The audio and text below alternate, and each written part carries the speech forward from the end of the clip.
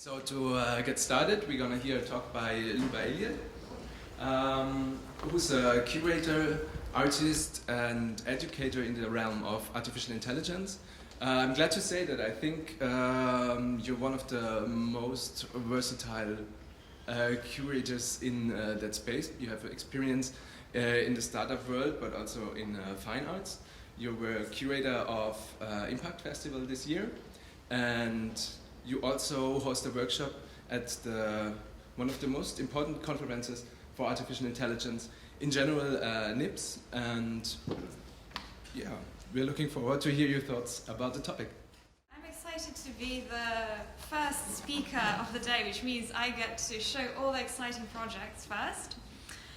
And yeah, just a little bit about me. So I specialize in this creative AI space, looking at AI in art, music and design, and I tend to work both with industry, so the startups, the technology world, and the fine art space as much as I can understand it.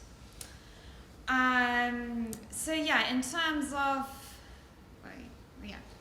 this AI and art field, I feel that over the past 3 or 4 years and so there have been so many projects trying to apply pretty much any type of technological model to any type of niche activity in this field. And in this presentation I will show you some of the projects that I have found most interesting over the years. And yeah, so I'll start off at this point. How many people are familiar with this type of image? So yeah, quite a few, which is good. It always helps me gauge yeah, the level of understanding of this topic. So yeah, for those of you who are less familiar with it, this is Deep Dream, and it came out of one of the Google offices in the US about three and a half years ago now, I think. And basically what it does, it takes an image and the algorithm emphasizes the features in the image, and it finds all these crazy animals and pagodas, and yeah, you get all this like multicolored effect. And yeah, an example of how it works is this, if it lets me play it. Yes, you have an artist, Memo Acton, and you can put him through the Deep Dream algorithm. So yeah, you can see all these various kind of eyes and multicolored things start appearing. And yeah, I guess at this point I will also add that I feel that this Deep Dream almost became a starting point for the interest of the technological community in using some of these tools for so-called artistic experimentation. But of course, there has been kind of a long link between art and code and technology in the preceding decades, which I don't touch upon in my presentation. I just focus on the recent wave. And one of the artists who, actually, yeah, I'm not sure if I can call him an artist, maybe an artist researcher, Mike Tyker. He is one of the people who developed this Deep Dream algorithm, and he currently works at Google, and he also has an artistic practice, and this is kind of some of his work playing with the artistic kind of potential of Deep Dream, and still I find it aesthetically pleasing. Though I know from sometimes speaking to other colleagues in the field that Deep Dream and maybe some of the other techniques felt that they were a bit of a, I don't know if flash in the pan is the right type of word, but something that was exciting for a little bit, and then after a while you get bored of it and attention moved on. Another use of Deep Dream that I find quite interesting is by Danielle Ambrosi, who is a photographer. And he combines this deep dream technique with computational photography. And I guess what I like about this is that you can kind of see the elements of how the technology influences the aesthetic of the image, but it is still the subject matter is still very much the same. And so I quite like some of the more imaginative uses of technology.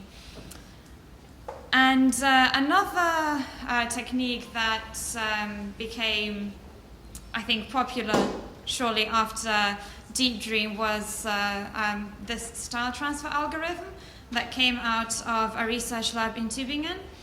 And this algorithm basically enabled you to change like a photograph into something in the style of Monet or Edvard Munch and so on.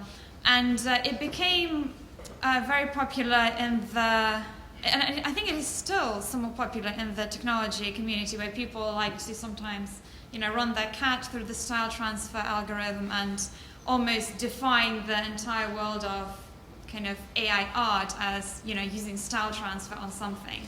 Because of course, if you're kind of less familiar with contemporary art and the way that world works, it would be kind of very perhaps reasonable to interpret that as becoming an artistic work of sorts.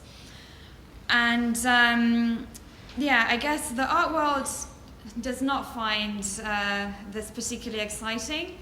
And I know researchers like Simon Colton have always kind of argued against style transfer because they feel it is like a pastiche that kind of lacks any imagination or creativity. But I do find that it can be used in slightly kind of more interesting ways.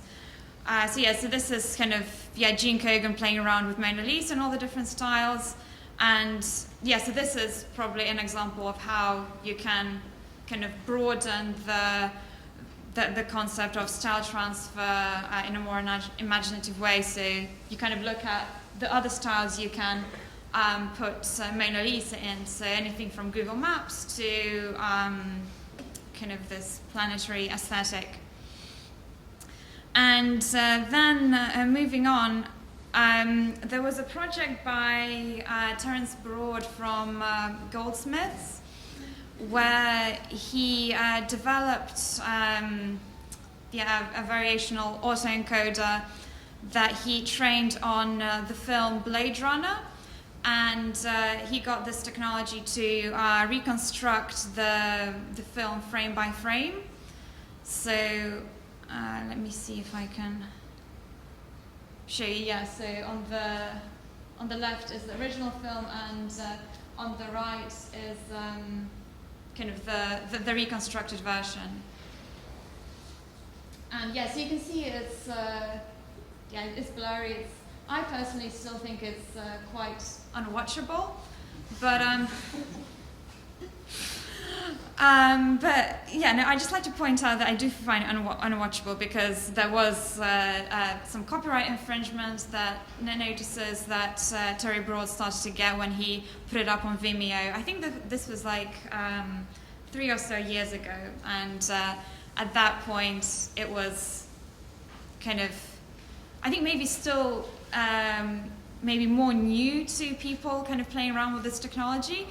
But maybe it's also kind of foreshadowing of what came kind of later with Obvious and the controversy that we have around that now.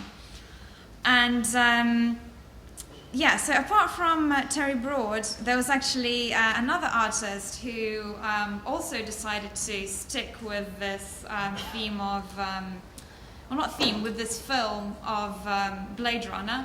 And he trained a different type of algorithm to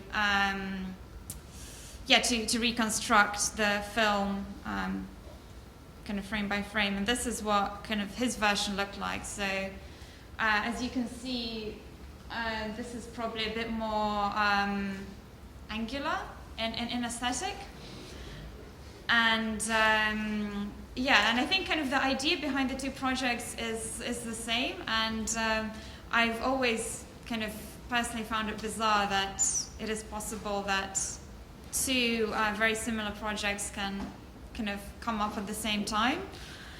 But you know, both exist and both have been exhibited, and I like to kind of give it also as an example of how you can apply this technology for one purpose, but get yes, somewhat different results.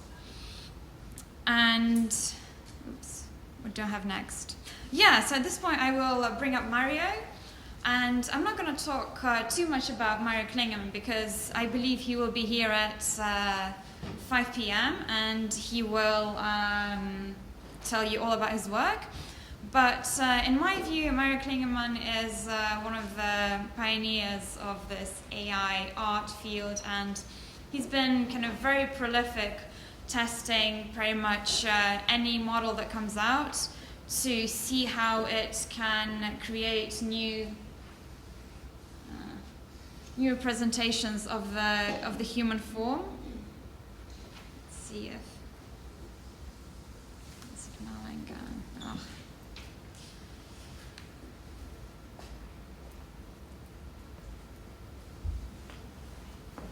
Yeah, it's coming. Okay, at least my background. Okay, let's see if kinds of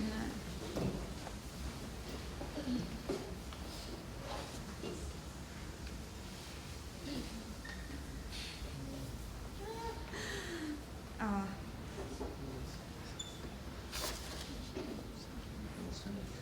No. Well, maybe. Can you? Yeah, find it. Oh, it's very easy to switch over. Yeah, so we're just going to switch over laptops, but I can keep talking about Mario's work while we do this. And yeah, so Mario has been doing some great work looking at how you can use all these models to represent the human form. And on this image, which will hopefully come up, you see some work which which I really like, and I think even the art world has come to light to an extent. So the image on the far right, the Butcher's Son, it won the Lumen Prize for Digital Art earlier this year, and yeah, so I think these are some very aesthetically pleasing images that in many ways are reminiscent of Francis Bacon, which is, I think, a comment that many artists who operate using this kind of GAN-based technology get, because sometimes you can see that the limbs are not in the quite right place, or kind of there are issues with the face and so on. And yeah, I know initially when Mario started getting this comment, he never felt that Francis Bacon was an inspiration. But I remember the last talk I saw of his at my festival in Impakt, he did kind of delve more into the link to Francis Bacon. So I don't know, maybe it will reappear in his later talk, or maybe the influence has always been subconscious or has now been kind of realized once people have brought up the topic so much. And yeah, some of his latest work, as you can see, is kind of probably more realistic, and yeah, that is partly to do with the continued development of the technology. But yeah, I guess enough about Mario because he will be there himself. And yeah, another work from Mike Tyker, who I mentioned in the beginning, and who kind of created the Deep Dream algorithm, and he was also playing with some of these GAN models to generate kind of imaginary faces. And to me, it is always interesting to look at the kind of the aesthetic results people get when they play with a particular version of this GAN technology, because it's kind of, I think you can tell a lot about kind of the algorithm, because a lot of the output is quite similar, and it is kind of up to you as the artist technologist to figure out how you can differentiate yourself from the other creatives operating in the field. And normally it's kind of through one of maybe three things. So you either look at how you can own the technological component and make sure that you're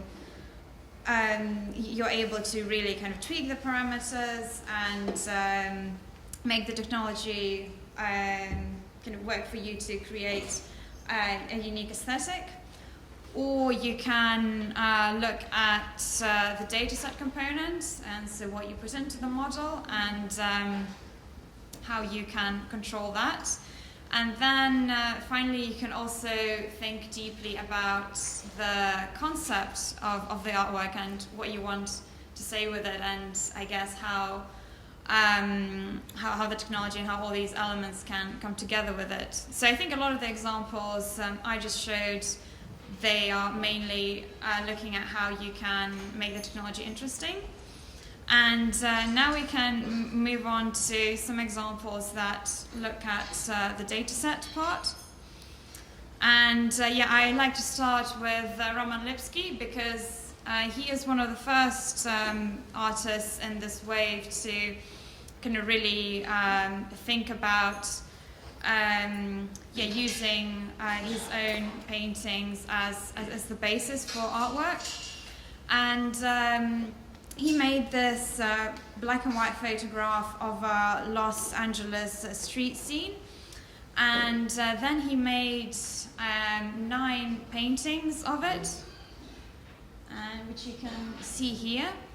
And then he trained one of the algorithms, convolutional neural network, on it to get it to kind of generate a lot of images in his kind of so-called style. And then he proceeded to make more paintings based on that, and then kind of put these back into the algorithm. And I think he ended up with kind of this as some of his final versions, and these are also some of his paintings. And so I think what kind of stands out to me in with Roman Lipski is that he seems to come more from a kind of fine art background. So he's a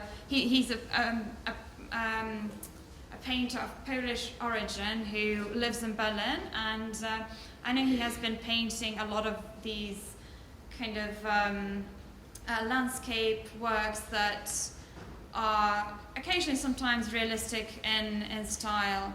And now, and at some point in his career, he wanted,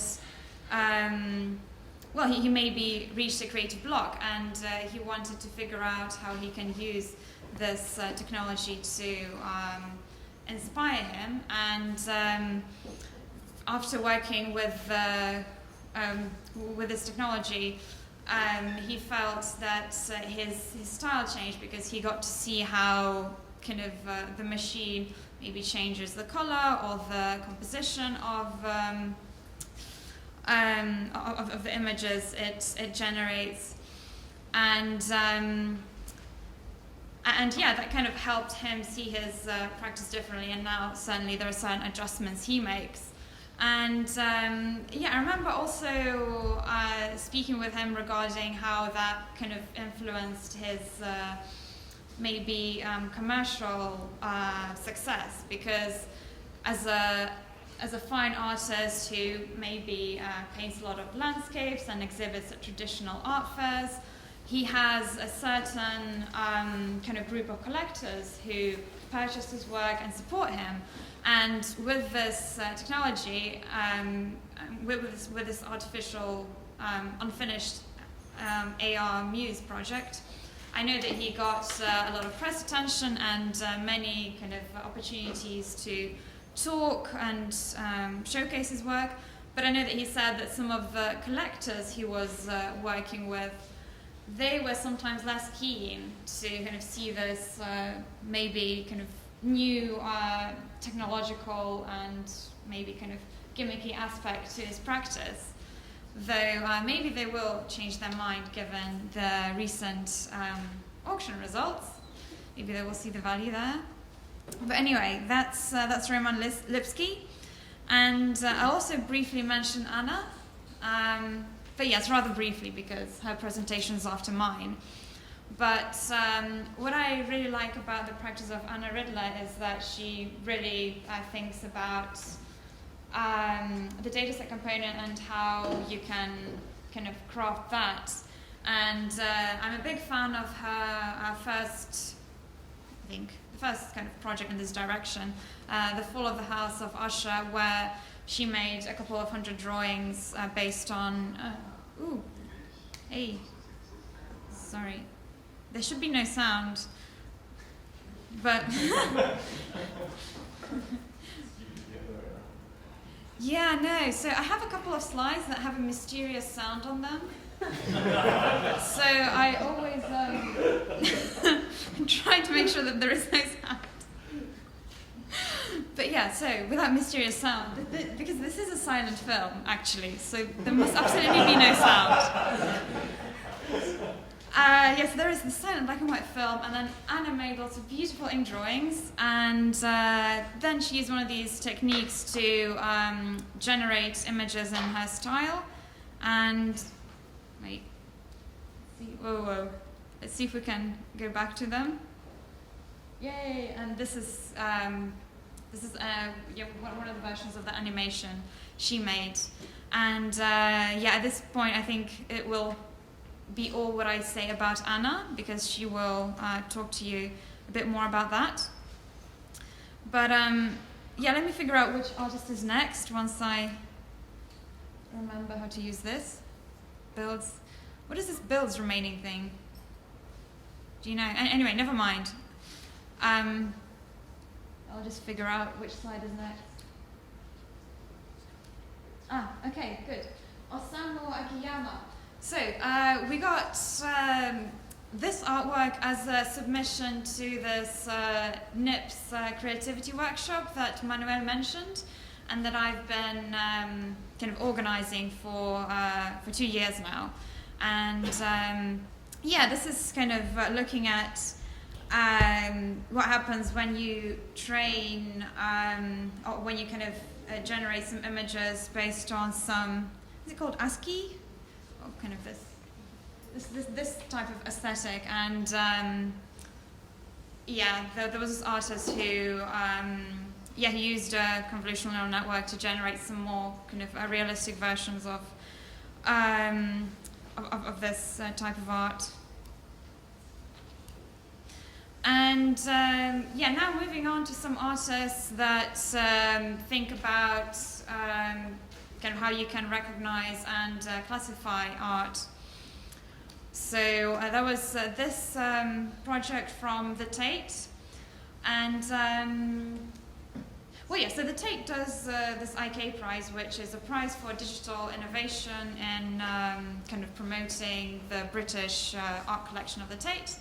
And they ran a competition, I think 2 years ago, and it was won by an Italian studio called Fabrica, and with a project called Recognition that basically matched contemporary photojournalism to art from the Tate's collection using kind of a variety of, context analysis, facial recognition, and so on techniques. And there were some cool projects. So it matched the Mercedes-Benz to Henry Moore sculpture, and it also matched kind of a person sitting on Facebook to a scholar from the past. And so I always, yes, I quite like this project because I think it tries to kind of showcase how you can link contemporary themes to ideas from the past and figure out maybe some unusual links or interpretations that you as a human in your research wouldn't kind of immediately come out with. And another project kind of around this theme of recognizing and classifying is Perception Engines by Tom White, who created some beautiful abstract prints, and I quite like them because they are quite different to a lot of the other kind of generative projects I show, and I think these can kind of fit in well at any type of art fair because I can personally very easily see them in a modern art museum and not just as something that is part of this AI art movement. So he created these images that when you show them to a neural network, it is able to understand that it is a kind of a specific image. So I think this is supposed to be a starfish and this is supposed to be a brain. And I guess it just kind of shows how some of these algorithms can recognize an image differently to us humans. There is this work by Chang Bak Kim Yong Hong, which is a Korean art collective, and they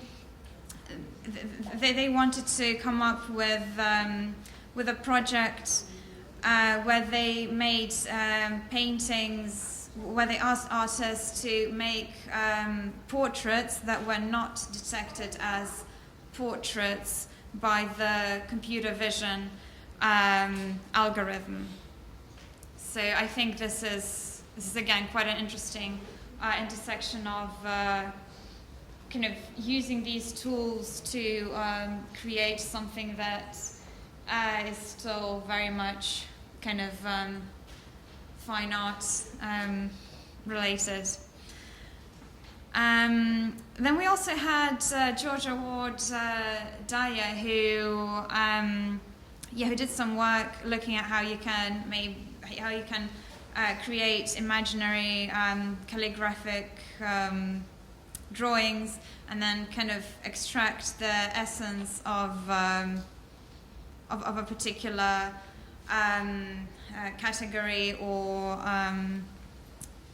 particular category. So for example, I think this image was recognized by a lot of these image recognition systems as a fountain, and these are kind of the different points or aspects of the image that triggered this classification. And so if you wanted to be very efficient in terms of depicting a fountain, you could just kind of use these dots. And then there's a project by Sebastian Schmieg that looks at how you kind of classify data and the difficulties kind of surrounding that. And it was a project that I think hung out outside the Photographers Gallery in London, and there was an online website where visitors could look at a data set of I think lots of different photographs and classify them into one of 4 categories. So either the problem, solution, past, or the future. And these are the images that people classified as a problem. So you have anything from a power station to people wearing stripy tops. And for solution, you had Arts Council England, which funds a lot of artistic projects, hence, solution, to a parrot, which I don't know. I don't know how a parrot could be a solution, but clearly in some people's eyes. When people, in terms of kind of looking at the past, we had ice cream and kind of old cameras and sofas. And in terms of the future, you had people with guns and clipped children. So I think this project to me highlights how difficult it is, kind of even for us humans, to kind of figure out how some of these images can fit into these abstract categories of past, future, problem, solution. And of course, for machines it is probably even more difficult. And now I have a section that looks at the artistic process and how you can, incorporate AI into it. And I have some images from Harm van den Dorpen, who uses a genetic algorithm, which is, again, a different technique to a lot of the projects I have shown. And so he has, he uses a genetic algorithm to kind of come up with a version of the kind of supreme artwork. So he starts off with kind of two turtle drawings, and then they kind of generate various possibilities, and you as a human can pick kind of, I think, the two that you want to kind of continue going, and then the process keep continuing until the images become very similar and they converge to kind of one artwork, which is then kind of kept and becomes printed. And this is kind of the fittest or the supreme artwork. And these are some more images of his. I have a lot. And then there's a project by Nicolas Maigret and Maria Roskowska, which which I think fulfilled my desire to kind of look at how you can automate the creation of contemporary art. And what they did, they made a bot that that looked at news articles and so on to generate concepts for artworks, which could include, like this, a feminist land art piece divulging classified information about online dating, or a robotic fridge collecting oddities about globalization. So some of these kind of combinations of words might seem bizarre or lack logic, and to me, I think this is, but equally, I think many of those can be like can actually be concepts that are behind contemporary artworks. So it's interesting from that way, but it is also interesting because there's this bot that comes up with concepts, and the two artists, they issued a call for artists who would then actually realize and make these artworks into kind of real projects. And I remember I've seen this exhibited together with kind of a video by an artist who responded to the concept. So it kind of subverts the traditional way of how artists have kind of had a concept and then they have outsourced the creation or manufacturing to AI algorithms, to some sort of algorithm or technology. Here it's kind of slightly different. You have this concept that is machine generated, and it's the human that has to kind of execute it. And moving on, I like this project by Julien Deswaeff and Matthew Plummer Fernandez, and it's called Shiv Integer.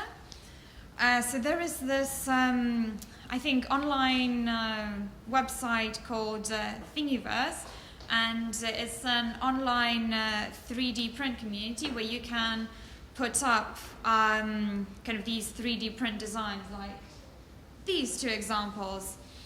And what these two artists did is they made a bot that created mashups of the two designs to create things like this, like an open overlord nozzle, or a plastic action car, or an insert paint near an adapter. So as you can see, some of these images, they're probably not the most kind of practical or useful, and their titles also certainly don't make sense. And what this bot kept doing is it kept making the mashups and posting them on the website. And what I found most interesting was kind of the reaction from the community. And these are some of the comments that the authors got. So, like at the top, you had some people who were not sure if this project was spam, or if it was kind of genuinely an artist who is trying to like figure out how to communicate with people.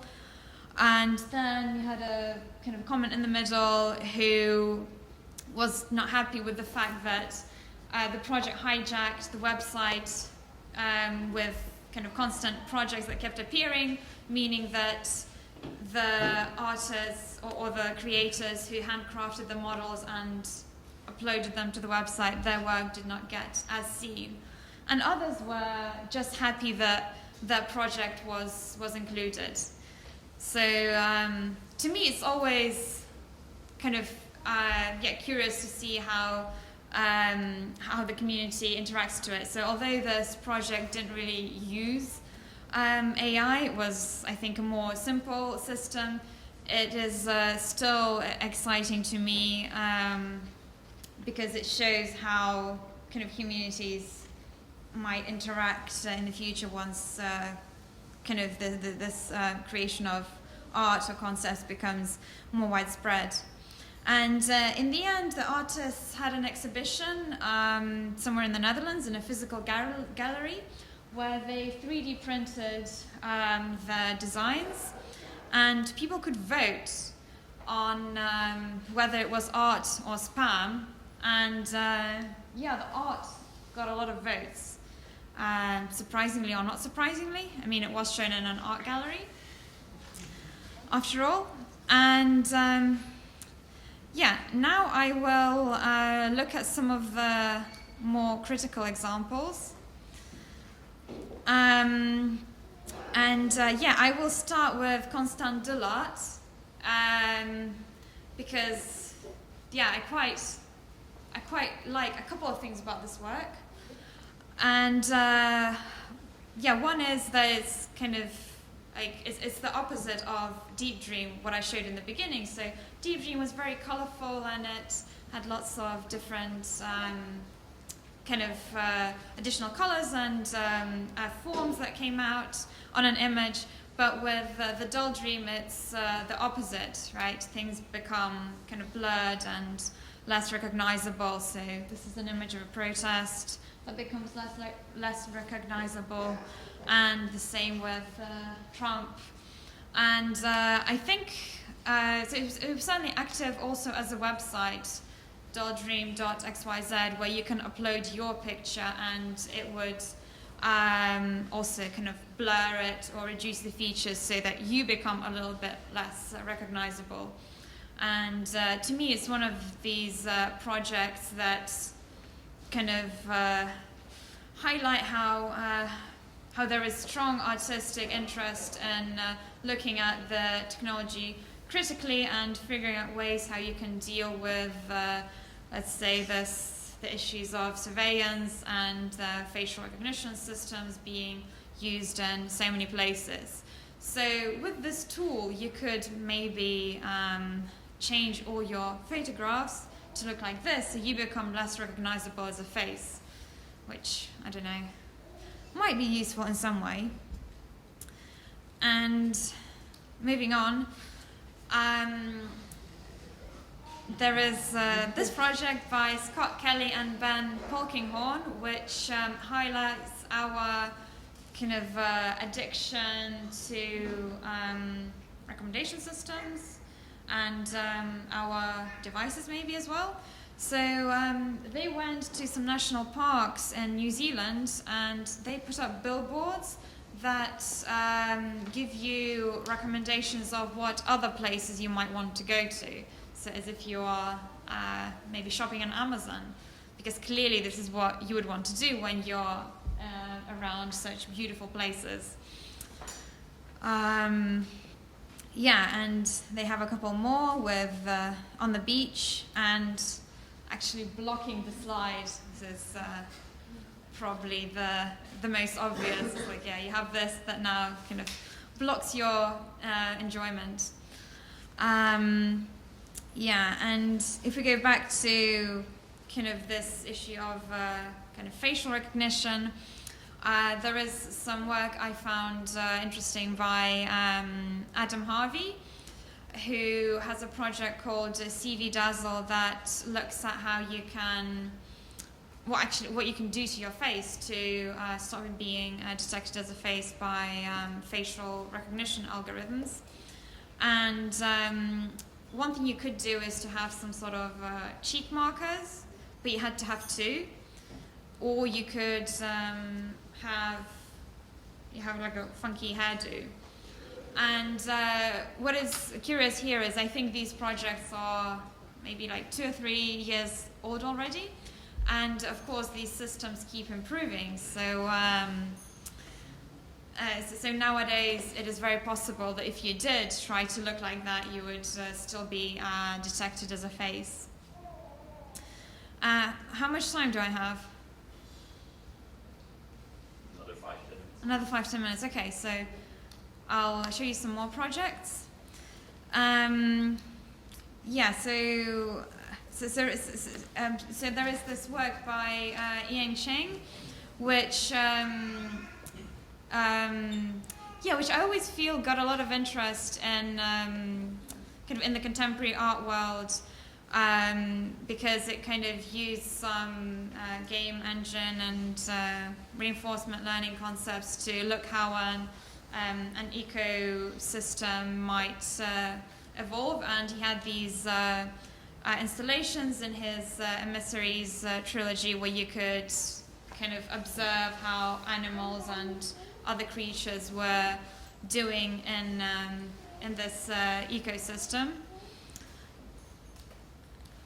And oops, let me see. Sorry. Oh. Yeah. Then there is this work by Lawrence Leck, who created this project called Geomancer, which is set in a futuristic Singapore, and it looks at a satellite that comes down to Earth and decides that it wants to be an artist.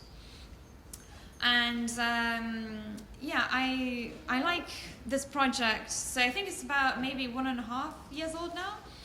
But it's one of those projects that is able to kind of incorporate some of the, I guess, cutting edge technology of that time, also with kind of an artistic vision and strong aesthetics. So Lawrence Leck normally works with video game engines, and kind of this is his typical aesthetic. And for the film was also done in this kind of type of aesthetic, and there was a part of the film that was made using a variational autoencoder in collaboration with Terry Broad. So this is a project I showed a bit earlier, and it was kind of trained on all the footage of the film that was made by Lawrence Leck. And this is playing. Not this.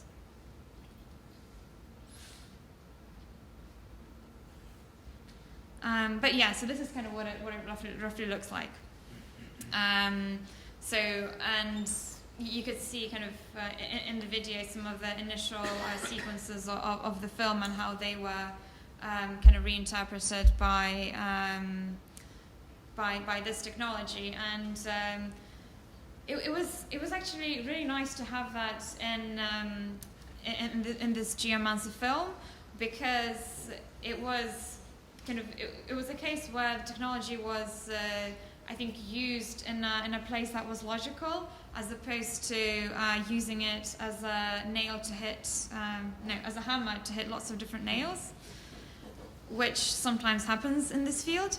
But yeah, in this particular use of I think variational autoencoder, it was used in a place where there was the satellite that was kind of flying around, and then it was dreaming. And so in that way, it kind of, I think it certainly makes sense to me to look at how you can capture that in a different aesthetic, and how that can be kind of based on the input that kind of this AI satellite has seen before. So yeah, that was cool. And there was a project by Jake Els, who has closed loop, where he has two models, one generating images and the other one generating pictures, generating text captions. I can't seem to figure out how to play videos on here, but yeah, it's okay. So yeah, anyway, yeah, this generates images in response to the caption, and this generates captions in response to the image. And yeah, this shows how kind of these two AIs can continually talk to each other in a way. And yeah, I think it's also curious to see how sometimes there are kind of obvious limitations in terms of the models, in terms of kind of what one is able to generate in terms of aesthetics, and the other in terms of how it can kind of judge what is happening. I would have shown the video, but I think we'll pause. Time's out. Time for the Q&A. Okay, now Q&A. If you'd like to show. If I'd like to show, well, we can. No, it's fine. I'll just flick through my last slides. There's the Cat by Pina Yoldas, which is beautiful, because I think it has been shown a lot in the art world, but it's an interesting vision of how you can think of an AI differently, as opposed to having a Terminator or an electronic brain vision. An AI might as well be a cat. And I think if you'd like to see some more kind of AI generated work, there is a gallery I did last year with the SNPs workshop and nipsforcreativity.com, and there will be another gallery this year in, I think, 2 or 3 weeks' time. And if you have any questions, here are my contact details, and you can also ask them now, I believe. But first of all, a great applause, and thank you very much for the great introduction to the field.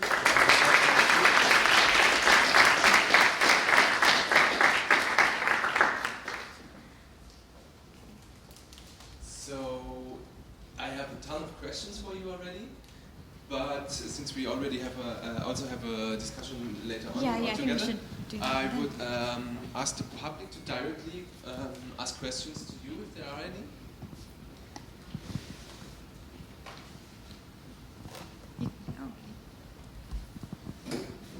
Hello? Hello, thanks for the great talk. Is AI an assistant, or will AI ever be an artist? Oh, hard question. silent warning. I'm sorry. Yeah, well, I think I have a clear perspective there. So to me, at the moment, the systems we have developed, right, they are kind of good at narrow tasks, right? So even when AI is used in industry, it's normally used for kind of one particular purpose. So to identify, I don't know, just faces, or to kind of generate text in this particular narrow domain. So I think the systems we have aren't kind of able to be kind of very good at combining all these kind of narrow components and creating. Yes. So yeah, we haven't gotten to, I think, strong AI yet in industry, and in arts it's kind of the same, right? So we have this bunch of artists who decide that, oh, I'm going to use AI in my work, and then they make the decision to kind of use AI. Then they pick the data set, they pick the algorithm, they play around with the parameters, they kind of curate the final output. So to me, it's very much kind of the artist that is behind it, because there are so many different pieces that you have to put together. And it's really the fascination of the media that leads to headlines and impressions that, oh, an AI made the first film. Yeah, I couldn't agree more. Okay, good. I think we have time for another question.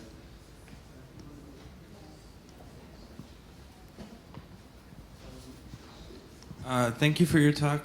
I'm wondering, because a lot of the technology that you mentioned, including GANs, is already a couple of years old. And I'm wondering what you think, or what for you are new cutting-edge technologies that are that could be interesting from a creative standpoint. That is a good question. Yeah, so I've been doing this talk for a while now, and I often think, like, what projects should I add to this deck? And I always find that, you know, it's the same type of artists kind of using these technologies. Yes, sometimes you do have kind of new projects from them, but I feel these have kind of stood the test of time a little bit. And in terms of new technologies that artists can be excited about, that is a good question. I feel that everybody's still kind of obsessed with GANs, and of course there have been kind of new models that have come out from the technical community as well that mean that the results kind of produced by GANs are even more impressive, like the Big GAN paper, which is kind of very photorealistic.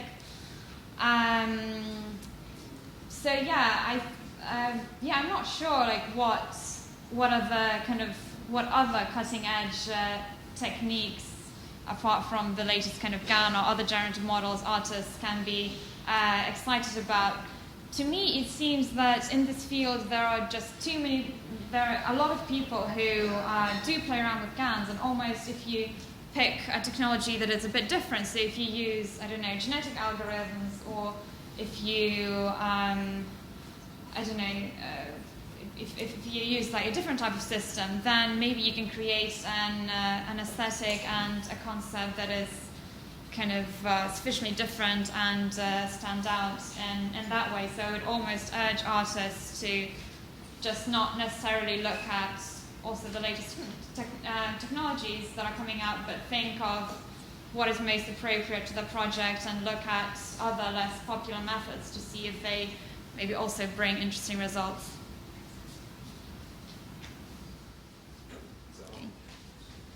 Thank you again.